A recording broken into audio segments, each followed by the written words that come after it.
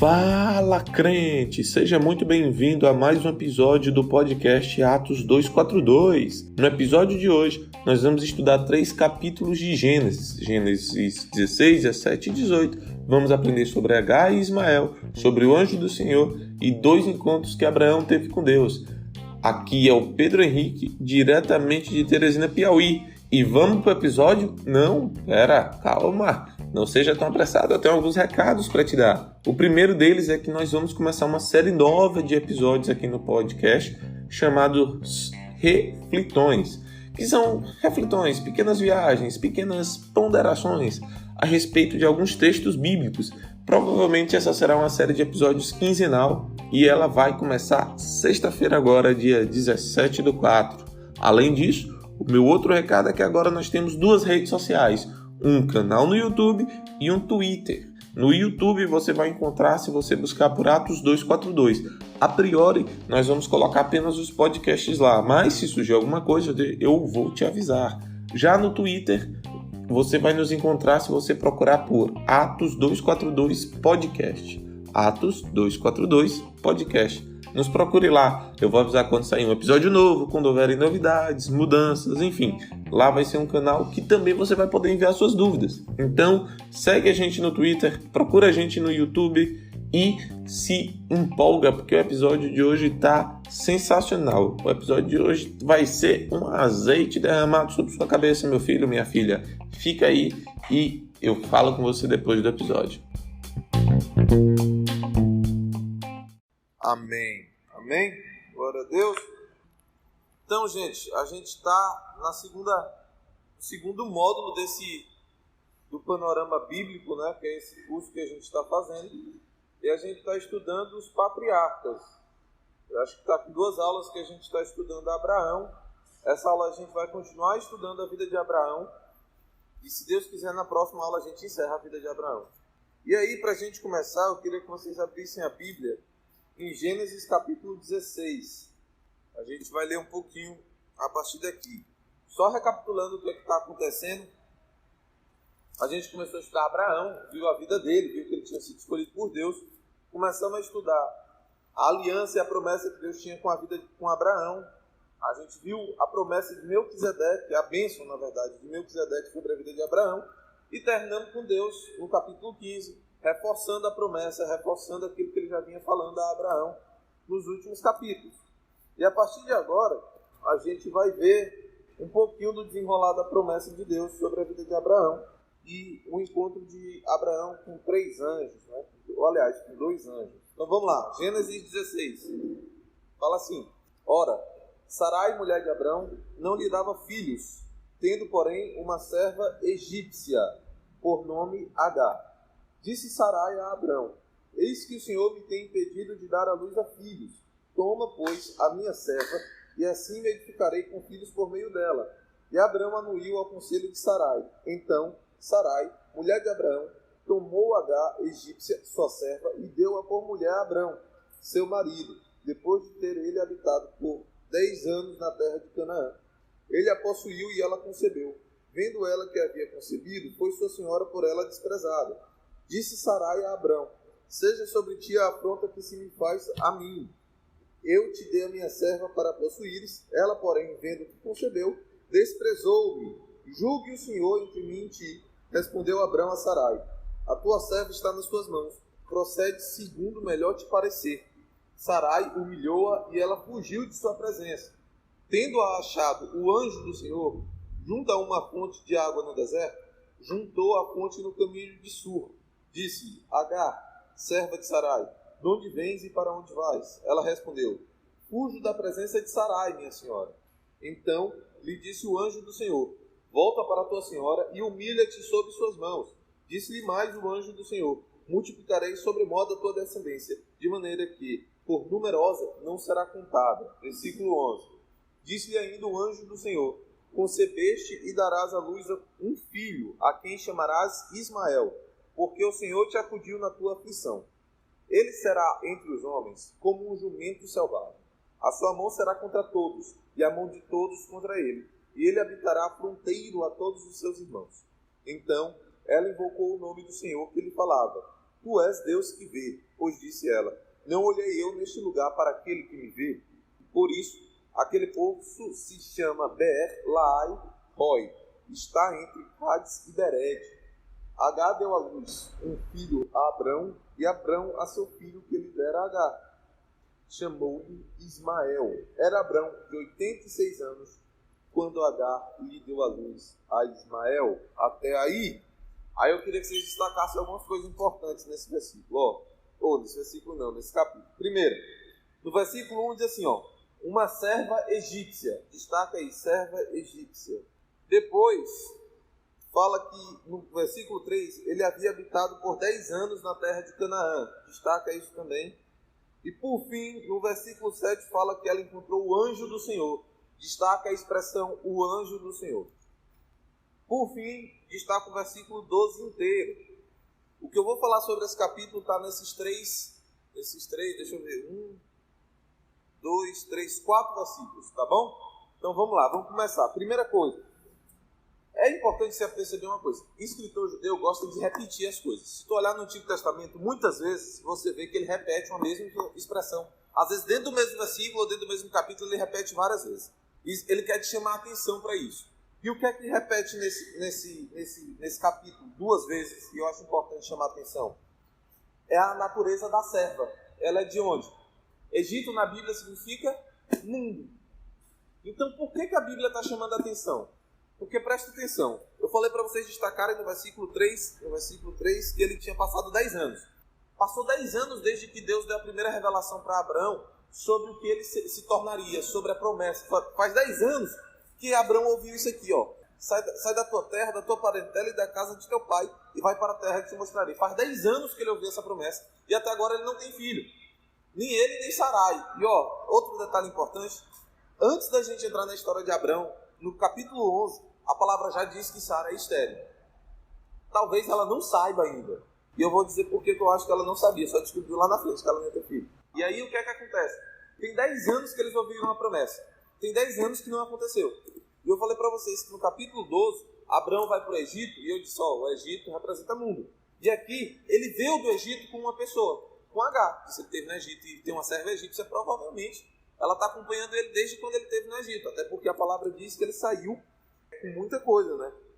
A palavra diz que o faraó abençoou ele com muitas coisas, Por causa dela, tratou bem Abrão, o qual veio a ter ovelhas, bois, jumentos, escravos e escravas, jumentas e camelos. Isso está no capítulo 12, versículo 16. O faraó deu tudo isso para Abrão, boi, jumento, escravo e escrava. Então, provavelmente, um desses servos que veio com ele foi Agar. E se não foi, talvez ela tenha nascido na casa dele, até porque no capítulo 14... quando Abraão vai lutar contra os reis que levaram Ló preso, a palavra fala que ele tinha 318 servos que nasceram na casa dele. Então talvez ela possa ter nascido ali. O fato é que ela era próxima de Sara. Sabe aqueles filmes que você vê que o rei ou o senhor tem um escravo que é mais próximo? Agar era uma dessas pessoas. E por que eu estou chamando a atenção para a natureza egípcia dela? Porque se Egito representa o mundo, o que é que a palavra está dizendo? Que mas Abraão e Sara, os dois, tentaram realizar a promessa buscando aonde? No mundo. E não esperando o tempo de Deus. Então a primeira coisa que a gente tem que prestar atenção é isso. A palavra está dizendo, olha, porque não havia necessidade de discriminar a natureza de Agar. Quando a palavra fala alguma coisa assim, ela está chamando a atenção. E ela repete isso para mostrar que Abraão foi no mundo buscar a resposta. Abraão foi no mundo tentar fazer acontecer as coisas. E às vezes acontece com a gente. A gente não consegue aqui na igreja... Não vive, por exemplo, o relacionamento que a gente queria, não encontra o esposo, a esposa. Quantas vezes você já ouviu falar da história de alguém que queria muito se casar, passaram anos, não encontrou alguém, ela se desviou e encontrou uma pessoa lá fora? Mesma coisa, foi tentar realizar a promessa buscando no mundo, porque cansou de esperar, especialmente Sara. E Sara disse isso, né? Que o Senhor me tem impedido de dar à luz. Por que eu digo que Sara só demorou para entender que ela era estéril? Mais na frente a gente vai ver no capítulo 18 que a palavra fala que ela tinha parado o costume das mulheres, ou seja, ela tinha parado de menstruar. Então, até aqui, no 16, ela menstruava, só que não gerava filho. Então ela disse, rapaz, Deus não está querendo que eu tenha filhos. Porque assim, para a mulher saber que não tem filho, ela tem que ter tentado várias vezes, né, com o marido dela. E se ela menstrua aí é que ela acha estranho mesmo.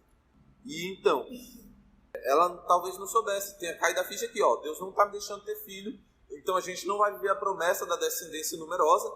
Então faz o seguinte, pega H, vai no mundo, pega alguém de lá e aí a gente tenta converter aqui, né? Parece até aqueles namoros missionários, não sei se vocês já viram isso, eu já vi algumas vezes. A pessoa se envolve com alguém que não está na igreja, mas não, a gente vai converter, ela vai se converter. Nunca dá certo. Eu nunca vi dar certo. Talvez tenha, eu já ouvi casos, assim, ouvi, mas eu nunca vi. Todos os casos que eu conheço da pessoa que foi atrás de buscar, ela foi junto com o outro, sabe? E a maioria dos casos é assim. Então, uma das coisas que está acontecendo nesse capítulo 16 é isso. E é engraçado porque no capítulo 15 a gente viu toda aquela aliança que Deus fez com Abrão, dos animais e tudo aquilo. E aí agora Abrão vai e se deixa levar pelo desespero de Sara e os dois vão no mundo buscar uma resolução, uma solução para a promessa que Deus tinha para a vida deles. Amém? Próxima coisa que eu quero chamar a atenção, a promessa que Deus fala a respeito de Ismael. O que é que ele fala? Que ele será como um jumento selvagem. A mão dele será contra todos e a mão de todos será contra ele. Muitas pessoas associam Ismael à origem dos árabes.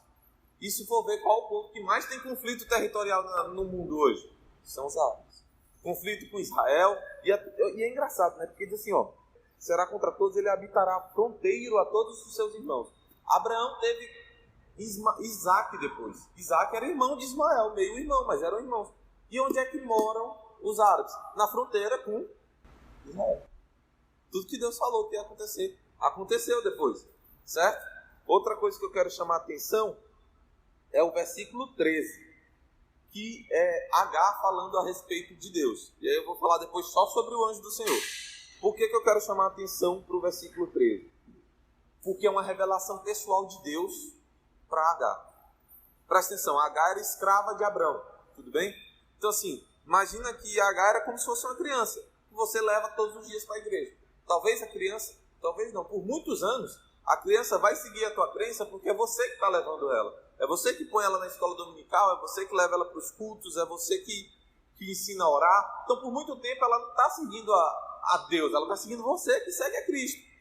Mas um dia, Deus tem uma revelação pessoal com essa pessoa. Eu já vi vários testemunhos de pessoas que nasceram em berço cristão e elas contam que depois elas se converteram. Depois do tempo, elas tiveram uma experiência.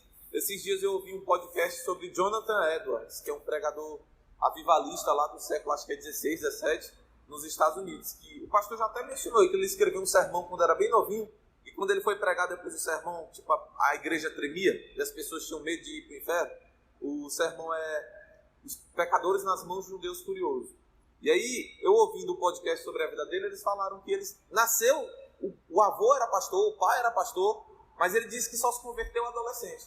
Ele disse que quando estava adolescente, um dia lendo Timóteo, tem uma passagem de Timóteo que Paulo fala ao Deus invisível, eterno e imortal. Tem até uma música que faz essa passagem. Acho que até tu canta, né, Lino? A ele ministramos o louvor, não é isso? Essa mesma musiquinha tem um trecho na Bíblia. E ele disse que lendo esse trecho, de repente ele foi tomado de temor e amor por Deus. E ele disse que ali, ele disse, não, agora eu sou cristão. Antes disso eu seguia. Então, até então H meio que seguia Abrão. Era o senhor dela. Então Deus que ele adorasse, ela ia adorar. A Bíblia até relata uma situação dessa depois. Vocês conhecem a história de Naamã, o sírio que estava cheio de lepra? Eu não sei se vocês lembram que no final da história, ele disse que quer levar um pedaço de terra de Israel para sempre se prostrar ao Deus de Israel. Aí ele diz assim, ó, só quero que você me perdoe de uma coisa. Quando eu vou no templo do meu senhor, porque ele era general do rei sírio, ou era sírio, não lembro agora, eu tenho que ficar de joelho junto com ele, porque ele é o meu senhor e vai prostrar um outro Deus. Eu tenho que ficar lá para ele se apoiar em mim. O que é que Naamã estava dizendo? Olha, eu não sirvo aquele Deus, mas eu sirvo a esse cara e ele serve aquele Deus. E aí, como ele faz isso, eu tenho que me prostrar para, tipo, obedecê-lo. É como se H fizesse isso. Mas nesse exato momento do versículo 13, Deus se revela a ela. Aí já não é mais Deus de Abraão, é o Deus que vê H. Isso é muito interessante, porque ela diz, olha, a palavra diz, então ela invocou o nome do Senhor e disse, tu és Deus que vê. E ela dá o nome do poço, Be'er Lahai Roi, é o poço daquele que vive e vê. Ou seja, H teve uma revelação pessoal de quem Deus era. Se você for prestar atenção, Deus é o mesmo para todos nós, mas eu tenho certeza que você teve a revelação de quem Ele era de uma maneira diferente. Talvez tenha sido numa pregação, lendo a Bíblia, numa oração, num louvor, mas de alguma maneira Deus te tocou de uma maneira singular, que Ele não me tocou. Ele te tocou de um jeito, Ele me tocou de outro. É o que está acontecendo com Agar. Ela conhecia Deus pelo Abraão, e agora não, ela conhece Deus porque ela viu o Senhor. Amém? E não só ela viu o Senhor, mas o Senhor viu a ela também. Tá bom? Então, a última coisa que eu quero destacar desse capítulo 16, que eu pedi para vocês destacarem, estava no versículo 7, que eu falei, o anjo do Senhor. E, cara, nós não vamos ter tempo aqui para se aprofundar nessa expressão, mas eu quero falar um pouquinho dela, porque ela é recorrente no Antigo Testamento, especialmente no Pentateuco, tá bom? E eu quero falar dela porque é o seguinte, a pergunta que fica é, o anjo do Senhor é Deus ou é um anjo dele? Essa é a pergunta que tem. Aí você diz, não, mas o nome é o anjo do Senhor.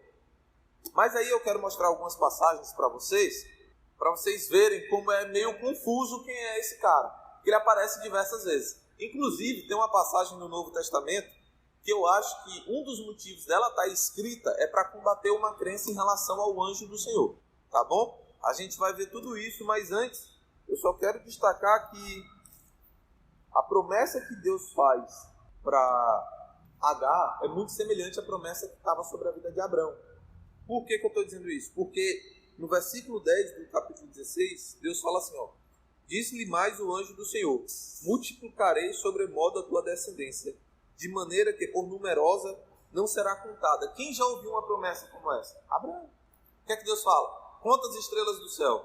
Se tu puder contar a areia da praia. Tudo isso é uma promessa que está sobre Abraão. Então o que está acontecendo? A promessa que está sobre Abraão realmente está se cumprindo, porque Deus disse que seria sobre a descendência dele. E querendo ou não, Ismael é o quê? Descendência de Abraão. Tá bom? Então a promessa continua sobre a vida de Ismael por estar sobre a vida de Abraão. Amém? Tudo bem? É engraçado, você vê isso em várias famílias, né? O pai é pastor, o filho é pastor, o pai é músico, o filho é músico, é como se continuasse assim, sobre a descendência. Então vamos lá. Quem é o anjo do Senhor? Primeira coisa que eu quero te dizer, a palavra anjo é a palavra hebraica malak, que significa literalmente mensageiro ou anjo. Quando a gente vê anjo do Senhor, a gente está vendo Malak e Yavé. Yavé é o nome que os israelitas davam para Deus. Então, quando a gente vê Malak e Yavé, a gente está vendo o mensageiro de Yavé ou o mensageiro do Senhor. Tudo bem? Aí a pergunta que fica, esse cara é Deus ou é um anjo? Por que eu estou dizendo isso? Porque a palavra fala que o anjo do Senhor falou com ela. Mas ela diz o quê? Que ela invocou o nome do Senhor e ela disse que Deus era um Deus que vê. Mas quem apareceu não foi um anjo? Aí disse, não, mas você pode dizer, não, mas aí, Pedro, era um anjo de Deus. Ela disse, não, Deus mandou um anjo para cuidar de mim. Então vamos abrir bem aqui em Gênesis 21. Olha só, vamos ler o 17. Gênesis 21, 17. Deus, porém, ouviu a voz do menino e o anjo de Deus, ao mesmo cara, chamou do céu a Agar e lhe disse, que tens, Agar? Não temas, porque Deus ouviu a voz do menino daí onde está. Ergue-te, levanta o rapaz, segura-o pela mão, porque eu farei dele um grande povo. Aí quem que age aí no versículo 18? É o anjo ou é Deus? Deus. Mas não era o anjo que estava falando com ela? Mas aí tem Deus. E aí, é Deus ou é o anjo? Ou é o dois? Ou Deus é o próprio anjo? Não sei. Bora pensar mais. Versículo 20, aí diz que Deus estava com o rapaz. Então já começa aí. É o anjo que fala, depois é Deus que faz, aí fica Deus é o anjo é Deus, pessoa separada, não sei. Bora piorar o negócio? Abre em Êxodo 23, 20. Diz assim, eis que eu envio um anjo adiante de ti, para que te guarde pelo caminho e te leve ao lugar que tenho preparado. Guarda-te diante dele e ouve a sua voz, e não te rebeles contra ele, porque não perdoará a vossa transgressão, pois nele está o meu nome. Mas se diligentemente lhe ouvires a voz e fizeres tudo o que eu disser, então serei inimigo dos teus inimigos e adversário dos teus adversários, porque o meu anjo irá diante de ti e te levará aos amorreus, aos heteus, aos ferezeus, aos cananeus, aos heveus, aos jebuseus, e eu os destruirei. Presta atenção. Então a gente tinha um anjo que é para ser um mensageiro, que até agora só estava trazendo mensagens. De repente, ele vai diante do povo, ele tem autoridade e o povo tem que obedecer a ele. Nessa passagem você vê claramente que é uma pessoa distinta de Deus, é um anjo, mas ao mesmo tempo ele tem autoridade que Deus dá para ele, e eles têm que obedecer ao anjo, não é obedecer ao Senhor, que já acha isso que está acontecendo aqui, né? Está cada vez mais confuso. E aí se tu for mais na frente, abre em Juízes 6, versículo 11, Juízes 6:11, olha o que é que diz. Então veio o anjo do Senhor e assentou-se debaixo do carvalho que está em Ofra, que pertence a Joás, o Abiezrita. E Gideão, seu filho, estava malhando trigo no lagar para o pôr a salvo dos midianitas. Então o anjo do Senhor lhe apareceu e lhe disse: o Senhor é contigo, homem valente. Ponto. Até aqui o anjo do Senhor que apareceu. Respondeu-lhe Gideão, no versículo 13: ai, Senhor meu, se o Senhor é conosco, por que nos sobreveio tudo isto?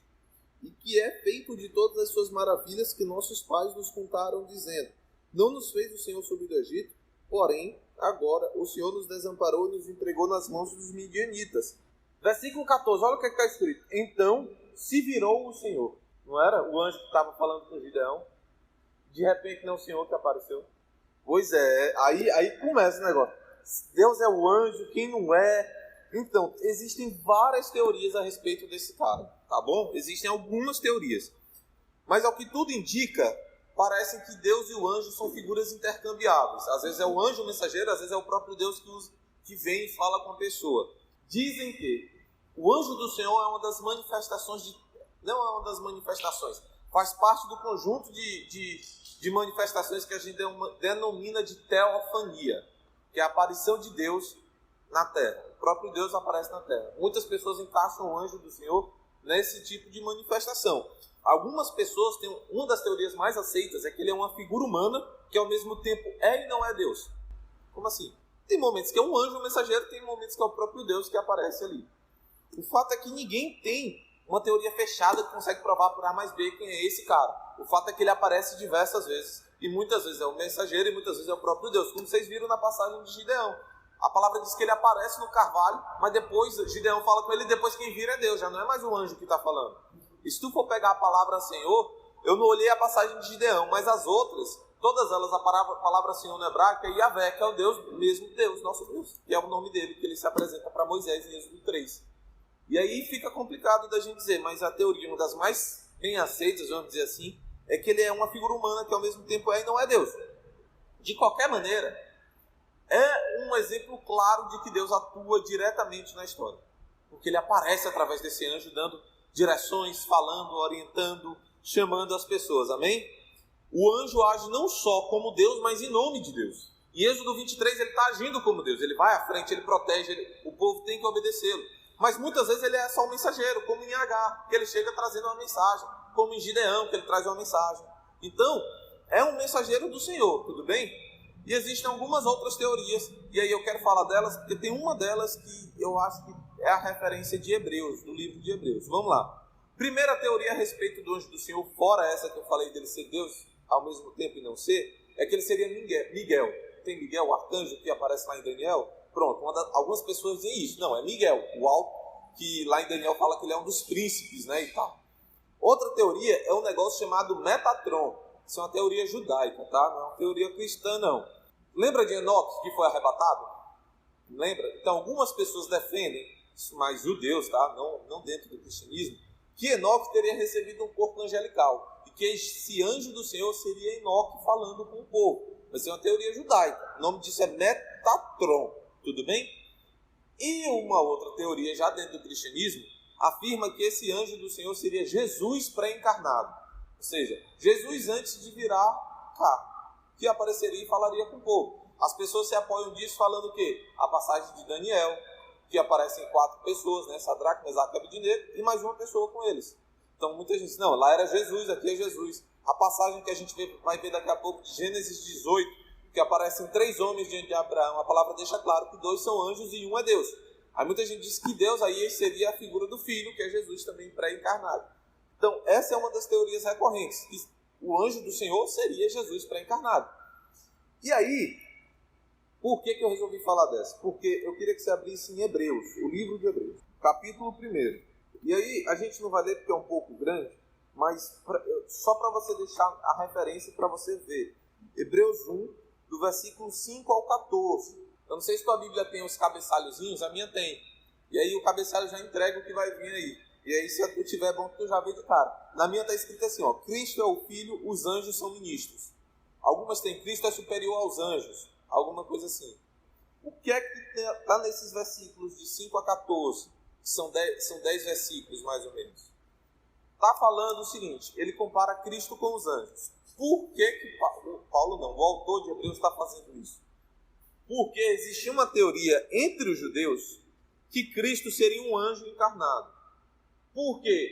Eu não acabei de ler em Êxodo 23 para vocês que Deus falou que um anjo adiante deles? Não só por causa de passagens como essa, como também existia a crença que anjos deram as tábuas para Moisés. E não foi Deus que deu a tábua, não. Os anjos desceram com as tábuas dos mandamentos e deram para Moisés. E aí, vem essa passagem do capítulo de Hebreus para combater essa crença. Porque Cristo não é um anjo. Cristo é o Filho. Cristo é o próprio Deus. E aí, o autor de Hebreus precisava combater isso. E é por isso que o capítulo 1 inteiro está na tua Bíblia. Para te mostrar que Cristo não é uma figura angelical, um ser de luz, que não é uma entidade superior. Ele é o próprio Deus vivo, que estava presente. Tudo bem? Talvez você nunca tenha entendido esse livro de Hebreus, por causa de umas passagens como essa. Tem não só essa, várias outras muito estranhas. Mas é porque ele sempre faz muita referência ao Pentateuco, para desmistificar algumas crenças que os judeus recém-convertidos tinham. E uma delas era essa, de que Cristo era um anjo, que tinha virado homem. E essa passagem está aqui para dizer isso. Não, Cristo não era homem, Cristo estava acima.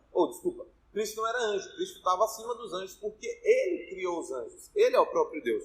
Tu vai ver aqui que ele tem várias referências a salmos, falando de anjos, falando de Jesus como o Messias e etc., que é para combater essa crença. Tudo bem? Então é isso a respeito do capítulo 16. Eram essas coisas que eu queria frisar para vocês. A primeira, que Abraão foi no mundo tentar fazer cumprir a promessa. A segunda, Ismael tinha a mesma promessa que Abraão tinha, assim como Agar tinha tido uma revelação pessoal de Deus. E por fim, o anjo do Senhor. Tudo bem? Tranquilo? E aí a gente chega no capítulo 17. No 17, começa assim: quando Abraão atingiu 90 anos. O 16 termina dizendo que Ismael nasceu quando Abraão tinha 86 anos. Então passaram-se 4 anos do nascimento de Ismael para o que a gente vai ver aqui agora. Tudo bem? Então, o que é que aconteceu? A palavra diz: apareceu-lhe o Senhor. Versículo 1 do capítulo 17. Apareceu-lhe o Senhor. Ou o Senhor apareceu a Abraão. Não sei como é que está na tua Bíblia. Aí, vamos lá. Eu vou recapitular uma coisa que eu falei na aula passada. Antes do capítulo 15 de Gênesis, a Bíblia diz o tempo todo que Deus falou a Abraão.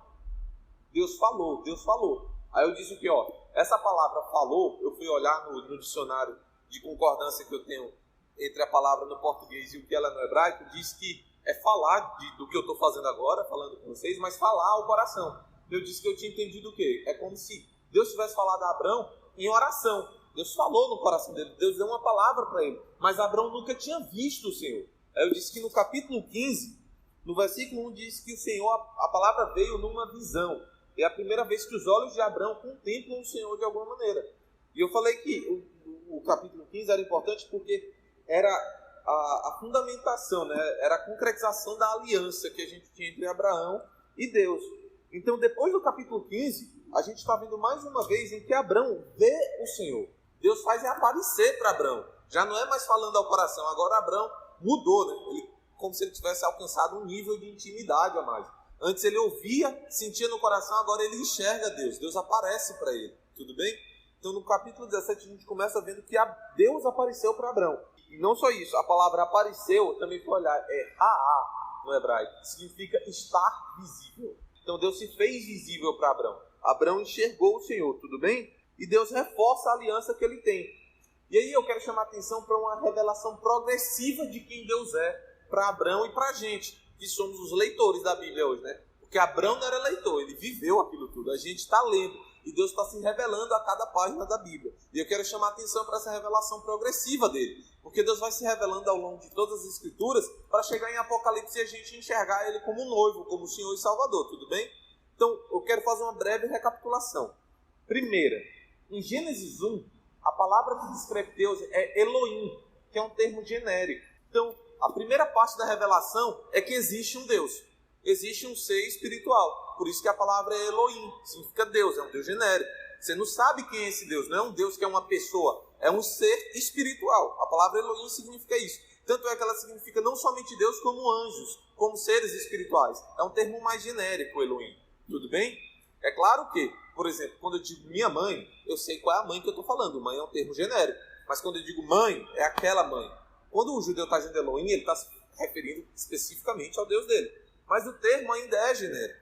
Por que eu estou dizendo isso? Porque logo depois de Elohim, a gente descobre um novo nome para Deus, que é Javé, ou Yavé, que é o nome que Deus aparece para Moisés, não é isso? Moisés pergunta, quem é que eu digo que me mandou? Aí Deus fala, diga que o eu sou te enviou. Eu sou é Yavé, que é Javé, não sei. E esse termo já aparece no próprio Gênesis. O capítulo 1 é Elohim, mas no final, quando a gente começa a ver a criação do homem, etc., a gente começa a ver a palavra o Senhor. O Senhor Deus. Aí já vem Yavé Elohim, que é o quê? O Senhor, aquele que existe, é o Deus, é o ser espiritual. Então, Deus vai se revelando primeiro como um Deus, ou seja, existe alguém por trás de tudo isso, e depois ele se apresenta como aquele que existe. Ele não é um Deus criado por seres humanos, não é um Deus que depende da criação humana, mas é um Deus que existe em tudo e em todos, e é ele que existe.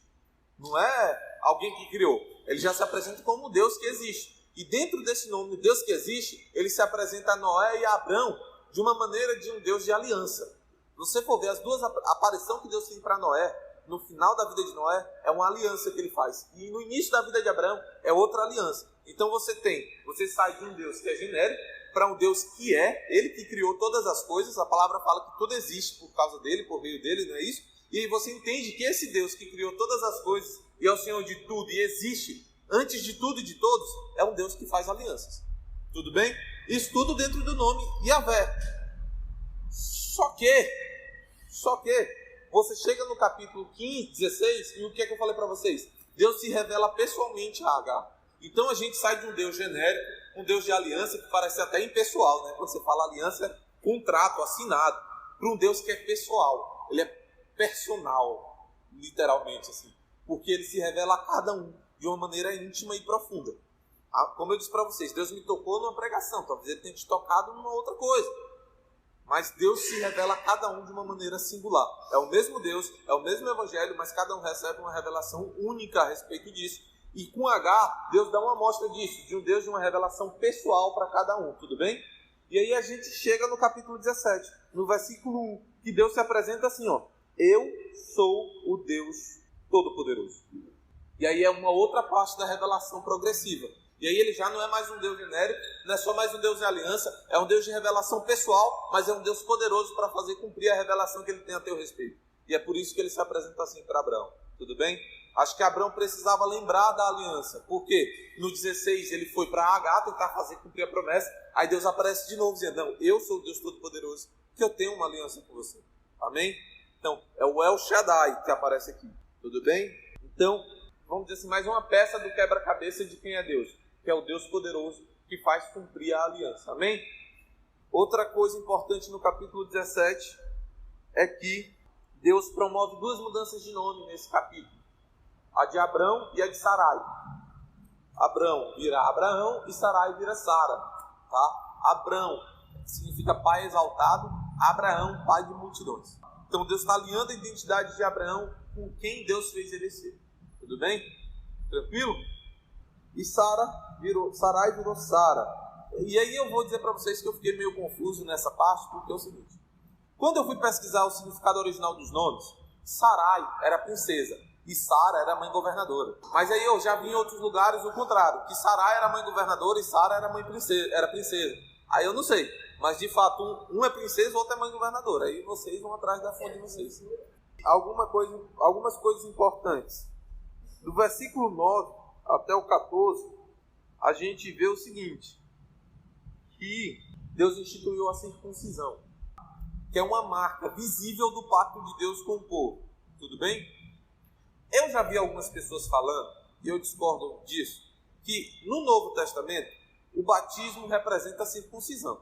Eu não concordo com isso, por um motivo muito simples na minha cabeça. A circuncisão era a confirmação da aliança. Em Efésios fala que a marca da promessa para a gente é o Espírito Santo. E a circuncisão era a marca da promessa. Então já não vê sentido de dizer isso. O segundo motivo é o propósito do batismo. O propósito do batismo é arrependimento, é remissão de pecados. No Antigo Testamento isso era feito com aspersão de sangue. Então se no batismo eu tenho a remissão dos pecados e a circuncisão não foi instituída para a remissão dos pecados, Eu não vejo sentido da circuncisão ser substituta por batismo nesse sentido, tá bom? Mas aí ninguém tem razão nesse sentido. Só quem tem razão é Deus, e Ele que sabe o motivo das coisas.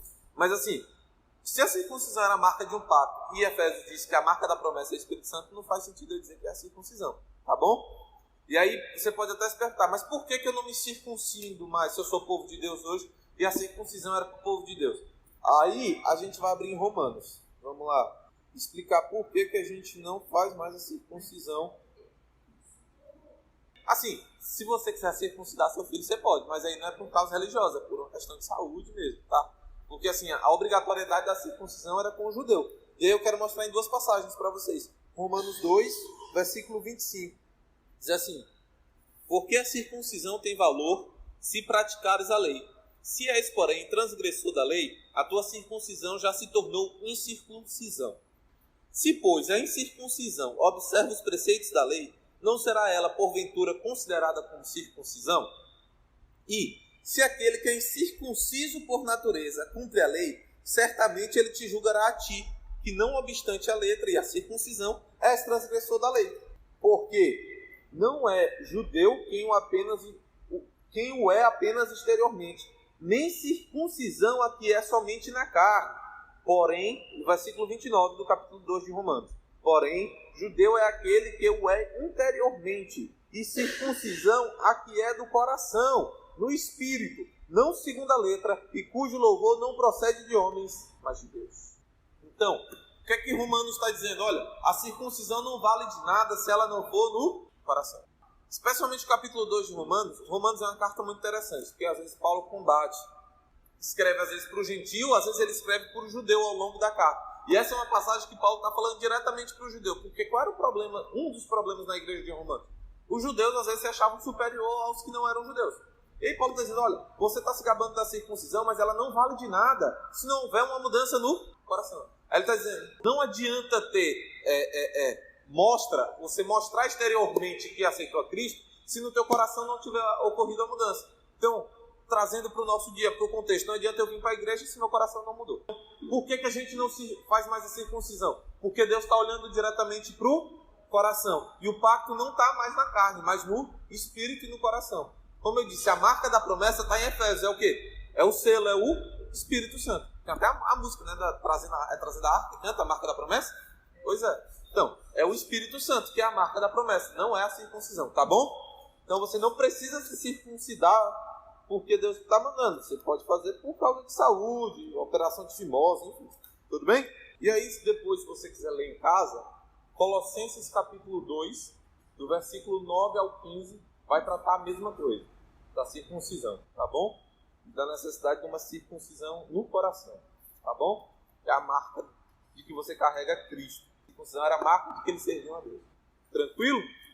E aí, gente, a gente chega no 18. Eu quero falar desse capítulo para a gente encerrar, porque está quase na hora já. Então vamos lá, Gênesis 18. Mais uma vez Deus aparece para Abraão já, né? Mais uma vez. E se tu for ver, o versículo 2 diz assim: levantou ele os olhos, olhou, e eis 3 homens de pé em frente dele. Vendo-os, correu da porta da tenda ao seu encontro, prostrou-se em pé. Então, aparecem 3 homens para Abraão. E eu já fico embaçado aqui. Porque como é que Abraão sabia que era Deus? Porque ele já corre, já se prostra para adorar. Como é que ele sabia que era Deus? A Bíblia não diz nada, ele só levantou, viu 3 homens, correu, se prostrou e adorou. Como é que Abraão sabia que era Deus? Não sei. Eu sei que de longe ele reconheceu que era Deus. Tudo bem? De longe ele soube e já correu para se prostrar. Aí algumas coisas. Como eu disse para vocês, são 3 homens. A Bíblia deixa muito claro que 2 eram anjos e que o terceiro é Deus. O terceiro é Deus que está ali com Abraão. Mais uma teofania que eu disse para vocês. Mais uma vez que Deus aparece fisicamente e pisa na terra. E é engraçado porque Deus já fez isso outras vezes ainda no livro de Gênesis. A primeira é onde? No Jardim do Éden. A palavra diz que Deus vinha caminhar com Adão. A segunda, na Torre de Babel. Se tu for ler, a palavra diz assim, que Deus fala, vinde e desçamos. Deus desce para a terra para ver o que estava acontecendo.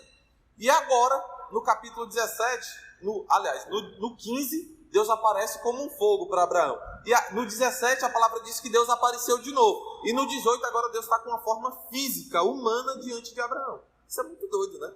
Deus está como um homem diante de Abraão ali. Por isso que alguns dizem que é Cristo, antes de Cristo vir e tal. Mas a palavra diz o Senhor. E quando eu fui olhar, o Senhor é realmente Yahvé, aquele que existe. O eu sou apareceu para Abraão. Não apareceu numa sarça, não apareceu nada. Apareceu como homem, ali olhando olho no olho de Abraão. Tudo bem? E aí, algumas coisas. Eu quero chamar a sua atenção de uma curiosidade absurda. Abraão vai preparar uma refeição, certo? Essa refeição está escrita onde?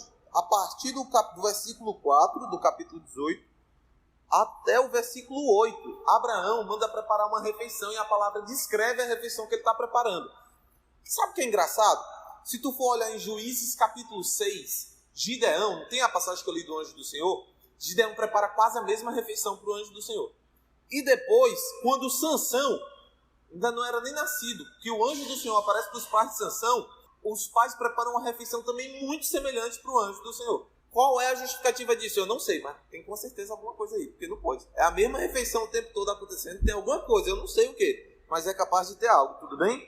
O que eu queria chamar a atenção do capítulo 18 é o seguinte: quando você chega a partir do versículo 9, Deus começa a falar com Abraão e diz assim, Sara vai ter um filho. E a palavra diz que Sara estava escondida na tenda, ouve e sorri. E aí o anjo do Senhor diz assim, por que ela está sorrindo? Aí Deus fala, por que ela está sorrindo? Existe alguma coisa demasiadamente difícil para mim? E aí a palavra diz que Sara ficou com medo e disse, não sorri não. Aí Deus fala, tu sorriu sim. Né? Muito doido isso. Agora presta atenção na viagem. Eu preparei esse pedacinho agora de manhã. Eu quero que a gente leia o capítulo 17, versículo 17. E depois a gente vai ler o capítulo 18, versículo 12. Porque eu quero que vocês percebam o paralelismo entre as coisas. E eu quero que vocês percebam por que Deus começou dizendo que ele era um Deus poderoso. 17 e 17. Então se prostrou Abraão, rosto em terra, e se riu. E disse consigo, a um homem de 100 anos há de nascer um filho, dará à luz Sara com seus 90 anos. Deus acabou de dizer para ele que Sara vai ter um filho. O que é que Abraão fez? Sorriu e duvidou. 18, capítulo 18, versículo 12. Riu-se, pois, Sara no seu íntimo, dizendo consigo mesmo, depois de velho e velho, também o meu Senhor, terei ainda prazer. Não é muito parecida a reação dos dois? Abraão sorri, Sara sorri. Abraão duvida, Sara duvida. O que é que eu fiquei abismado com isso aqui?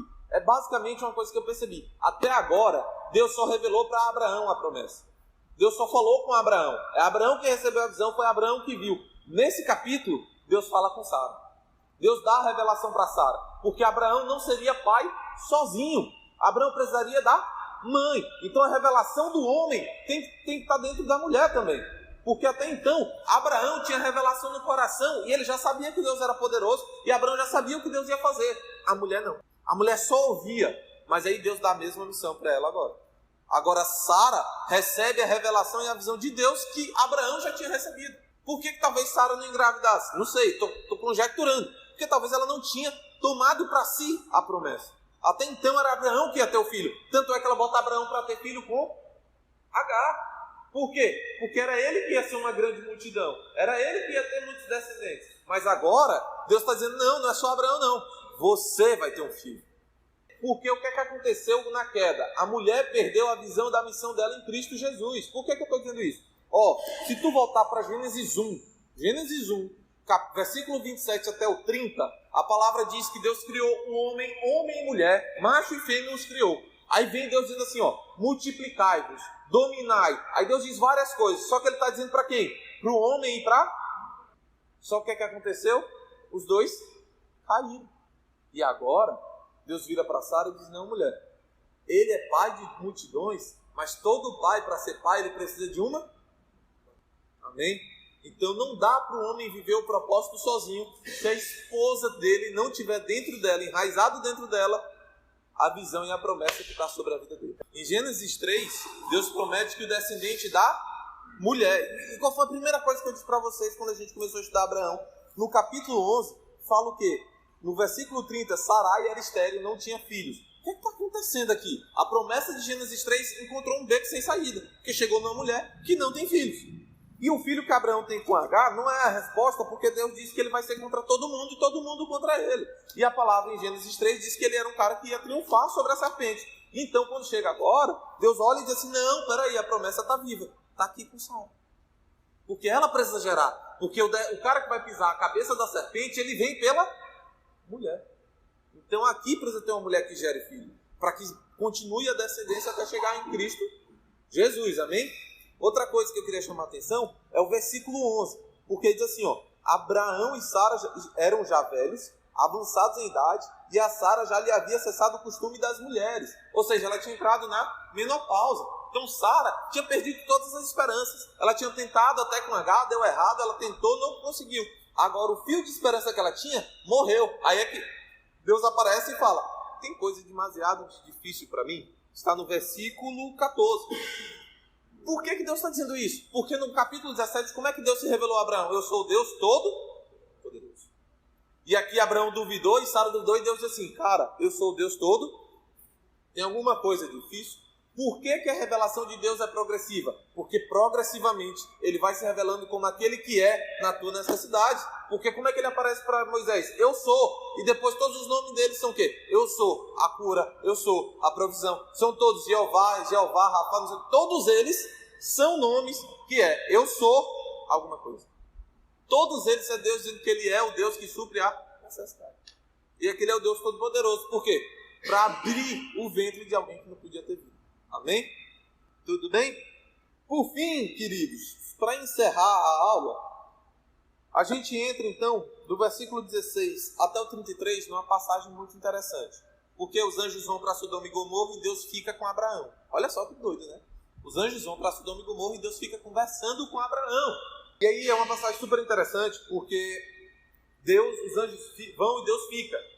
E aí Deus fala assim, Abraão não sabia o que ia acontecer e Deus diz assim, ó, versículo 17, ocultarei a Abraão o que estou para fazer, visto que Abraão certamente virá a ser uma grande e poderosa nação, e nele serão benditas todas as nações da terra, porque eu o escolhi para que ordene a seus filhos e a sua casa depois dele, a fim de que guardem o caminho do Senhor e pratiquem a justiça, e destaca aí, juízo, para que o Senhor faça vir sobre Abraão, que tem falado a seu respeito.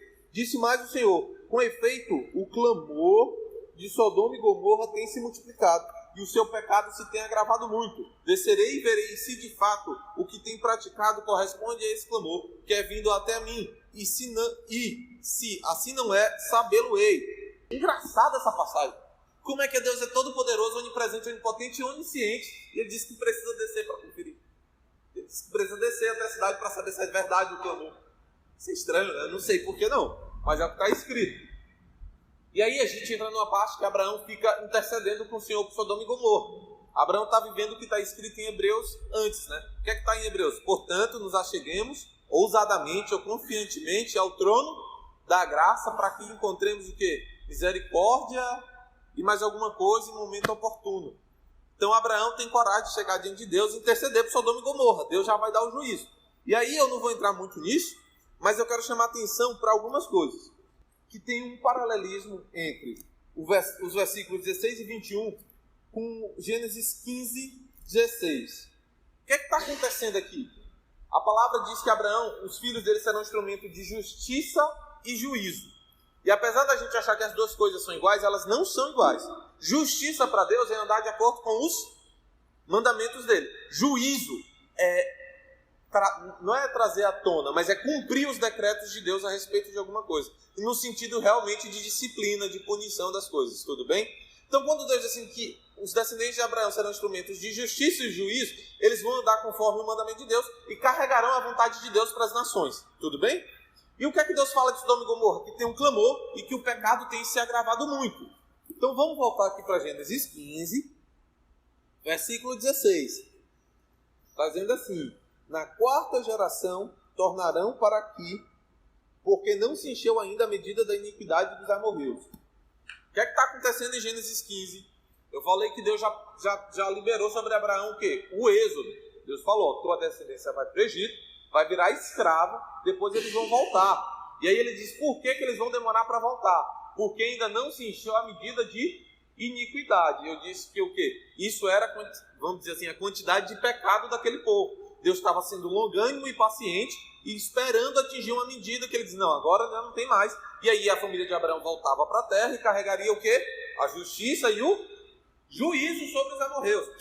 É a mesma coisa que está acontecendo aqui no capítulo 18, que Deus diz, olha, a família de Abraão vai carregar a justiça e o juízo. E o que aconteceu com Sodoma e Gomorra? O pecado se agravou, atingiu a medida da iniquidade. Por isso que vem a destruição das duas cidades. Porque Deus chegou no limite do que ele podia, ou do que ele queria, não sei, aguentar em relação ao pecado daquelas duas cidades. E aí, por que Deus fala para Abraão? Porque depois quem que vai carregar a vontade de Deus? Os descendentes de Abraão. Tudo bem? Então, o que Deus fala lá em Gênesis 15, Deus repete aqui de uma maneira mais clara para Abraão. Olha, tua descendência vai carregar a justiça e o juízo. Tudo bem? E aí na aula que vem a gente vê Sodoma e Gomorra e vê finalmente o ciclo se fechando para Ló e o nascimento de Isaac em nome de Cristo Jesus. Tá bom? Alguma dúvida?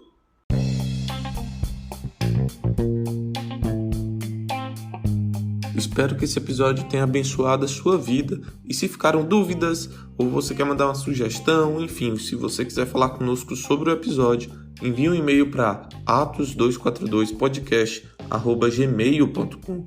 E também você pode mandar por DM no Twitter. Atos242podcast é o nosso username lá no Twitter. Procura a gente, segue a gente, fala com a gente. Não esquece de compartilhar esse episódio com os teus amigos, com quem você acha que está precisando aprender, porque assim todos nós vamos atingir aquilo que a Bíblia fala, a perfeita varonilidade de Cristo. Eita, aleluia. Amém? Deus abençoe. Até o próximo.